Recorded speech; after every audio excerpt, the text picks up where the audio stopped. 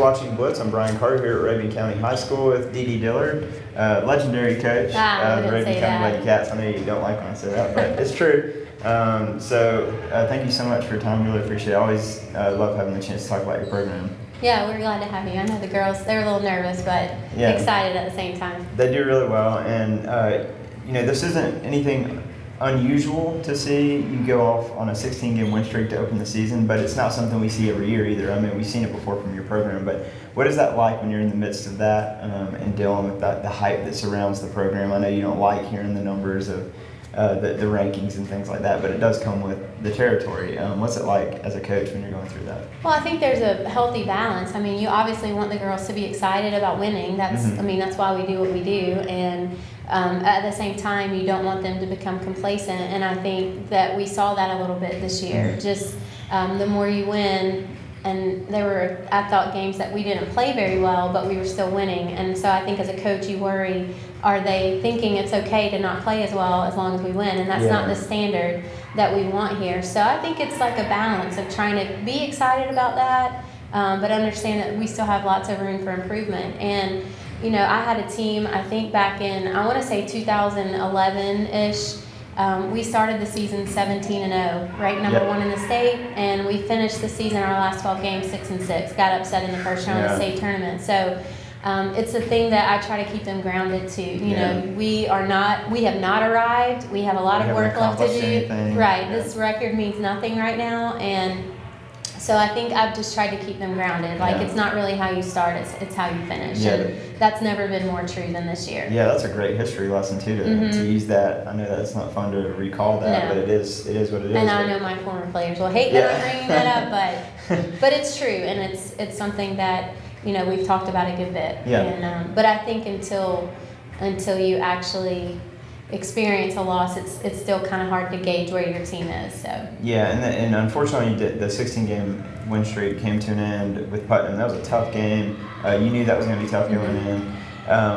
What was it like after that? Not so much the loss itself, but how did you kind of regroup the girls? What was the message to them after that? Well, I was really honest with them. I said there's one of two things that can happen right now. We can walk out of this locker room and we can blame the referees, our teammates, the coaches, the fact that you're sore from weightlifting today. You can blame everything else on the loss, or you can take a good look inside and say, what do I need to do better as an individual, and what do we need to do better as a team? And I look at myself the same way. Like, how could I have helped our team perform better? I said, so if you do the one, we're not going to learn from this, and we're not going to grow, and this will probably happen again. I said, but if we can take from what we experience out here and learn from that, then it's an opportunity to grow as a team and prevent it from happening in the future. And so that was directly after the game. And then on Monday, unfortunately, we had a weekend and we didn't get to play. That was the worst part of it. But then Monday, we had some pretty honest conversations, and the girls, I think, really were very upfront with each other about areas that we needed to improve on. So I was happy to see that, because you never really know about the character of your team until they're tested. Yeah, and then you took all the frustration out. We did. Oglethorpe. Poor Oglethorpe. I think we had our best shooting night. I mean, outside shooting was really on, but we came out focused, and I know Oglethorpe has been struggling this year, so we were expected to win, and honestly we knew we would win that game. But it's really a mindset of how you approach a game. It's not necessarily do you win or lose, but how do you win? How do you lose? Like, what's the effort? What's the intensity? What's the attitude? And I was really pleased with how we came out, very focused. Yeah, and so since you're taking a look back at past years and stuff, I know this may be a tough question because I can't really put the parameters around it, but your offense is averaging over 65 points a game, and I think the defense is holding opponents under 40 a game. So you got insanely good balance there in the program, and that's kind of what you built this program to be. The defense creates the offense. But how would you relate this team to past years in terms of that balance? Honestly, I think offensively we're the most balanced team I've ever had. I mean, you think last night we scored, I think, around 80 points, and our scorebook is so spread evenly. We had a couple kids with 10 points. We had probably 4 or 5 with 8 points, a couple with 6 or 7. And we've seen that a lot this year. I haven't had really a lot of really big numbers offensively. It's been more of a couple kids in double figures, and then a few like 8, 9, 7 points. And I think that's good. I mean, offensively, again, I would say that this is a really balanced team, and I have kids coming off the bench. You know, like Natalie Nix came off the bench last night and had 11 points. So, you know, and Beth Payne, my other junior post, she came in a really heated Smoky Mountain game and had 10 rebounds. So I have kids coming off the bench that are contributing in a really positive way. So offensively, I'd say we're very balanced. Defensively, you know, I still think we're not as good as I would like us to be. We're just not executing well. We're not rotating well in our press all the time. I mean, we are sometimes. Yeah.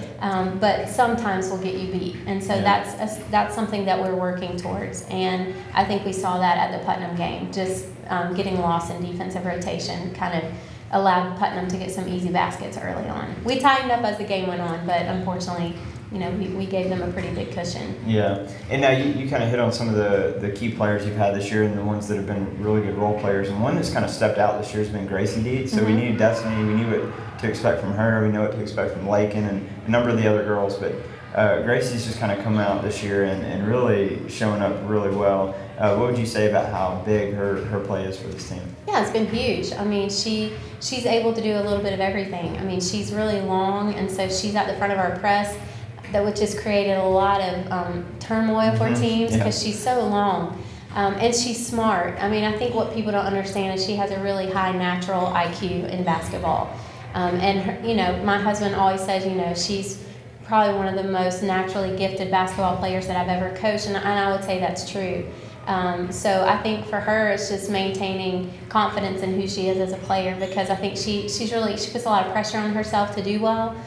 But, you know, when I look at her, I'm super thankful that she's out there, because she can create shots on offense. She can alter shots on defense, and just having, again, that natural IQ to kind of understand how the game's flowing and what her role needs to be. I think that's something that's just been, it's kind of a missing piece that we needed, and she's filled it very well. Yeah, and two of your key seniors, Lakin Stiles and Destiny Deeds, again, we anticipated them kind of leading the charge this year, and that's been the fun part about your program, is always looking ahead to see who that next person's going to be, where it could be the Gracie, it could be Sophie Woodard, it could be one of those other girls that's going to step up and be that next one. But what would you say about the leadership of the seniors this year? Oh my goodness, it's been phenomenal. I really think a team is only as good as its senior class, and we've talked about Lakin and Destiny, but I mean, I have Allie Ramey and Hannah Cannon who are also doing just a really good job on and off the floor. I mean, you know, Allie had earned a starting position over the summer, and unfortunately in our scrimmage against White County, she went down with a really nasty ankle sprain, and it took her a really long time to recover. And so her role has changed a little bit, but during that time when she wasn't able to play, I mean, goodness, she was a coach, she was a cheerleader, she was an encourager, and now that her role has kind of shifted a little bit and she's coming off the bench, I still see that. And, you know, I expect that from her, and in some ways it's so awesome to have her on the bench coming into the game, because she's able to kind of get our bench focused and energized. And then Hannah, she's more of a quiet leader, but I mean, she's really having a breakout season as well. She's also super long, and I think this is really one of the tallest teams that I've ever had. And so she's done a lot of really good things, and I know right now she has some big decisions to make as far as where she wants to play next year. But yeah, my senior class has been incredible. So the scary question, I'm willing to bet we're not seeing the best version of the Lady Cats just yet. Right? I don't think so. I mean, I think, like I said, we have a lot of room to grow. I mean, if we take what we've learned in the Putnam game, and really every game has taught us valuable lessons. I mean, we had a really tough game against Union, and, you know, just having to play in a hostile environment, that, you know, hopefully that will help us. And, you know, I have some kids who I think are still not really where I know they can be, but they're getting there. And so I think hopefully all of that will come together at the right time for us, and we'll peak at the right time. You know, but we're in an extremely difficult region, and you know, I made the mistake of going to Ingalls on Saturday and had a lot of people say, what happened? I mean, you know, yeah, we were disappointed that we lost, but, you know, my thing to the girls is, you know, our season, everything that we want to accomplish is still in front of us.